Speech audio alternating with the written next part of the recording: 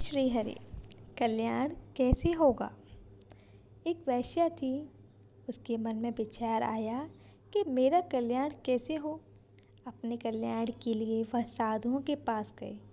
उन्होंने कहा कि तुम साधुओं का संग करो, साधु त्यागी होते हैं, इसलिए उनकी सेवा करो तो कल्याण होगा। फिर वह ब्राह्मणों के पास गई तो उन्होंने कहा कि साधु तो बनावटी हैं, पर हम जन्म से ब्राह्मण हैं, ब्राह्मण सबका गुरु होता है, अतः तुम ब्राह्मणों की सेवा करो तो कल्याण होगा। इसके बाद वह सन्यासियों के पास गई तो उन्होंने कहा कि सन्यासी सब वर्णों का गुरु होता है, इसलिए उसकी सेवा करने से कल्याण होगा। फिर वह वैरागियों के पास गई तो उन्होंने कहा कि वैरागी सबसे तेज होता है, अतः उसकी सेवा करो तो कल्याण होगा। फिर वह अलग अलग संप्रदायों के गुरुओं के पास गई तो उन्होंने कहा कि हम सबसे ऊंचे हैं, शेष सब पाखंडी हैं, तुम हमारी चेली बन जाओ, हमारे से मंत्र लो, तब वह बात बताएंगे जिससे तुम्हारा कल्याण हो जाएगा।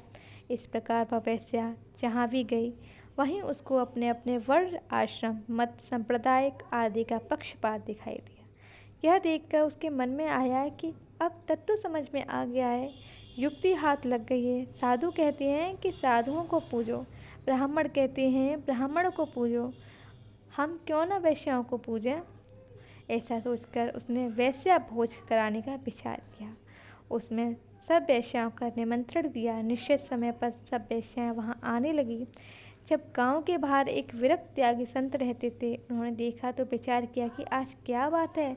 जब उसको मालूम हुआ कि आज वैश्या भोज हो रहा है तो वे वैश्याओं को क्रियात्मक शिक्षा देने के लिए वहां पहुंच गए। रसोई बन रही थी। रसोई बनाने वालों ने पकाए हुए चावलों का पानी मार नाली में गिराया। वैश्या छत पर खड़ी होकर जिधर देख रही थी उधर बाबा जी बैठ गए और उस मार से हाथ धोने लगे। वैश्या ने देखा तो बोली कि बाबा जी यह क्या कर रहे हो। बाबा जी ने कहा, तू अंधी है क्या, तेरे को दिखाई नहीं देता, मैं तो अपने हाथ धो रहा हूँ।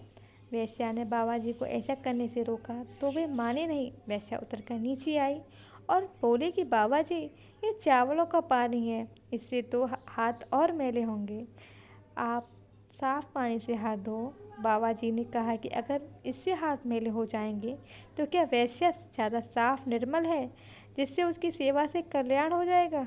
हाथ मैले पानी से साफ होते हैं या साफ पानी से। यह सुनकर वैश्या को होश आया कि बाबा जी बात तो ठीक कहते हैं, तो फिर कल्याण कैसे होगा।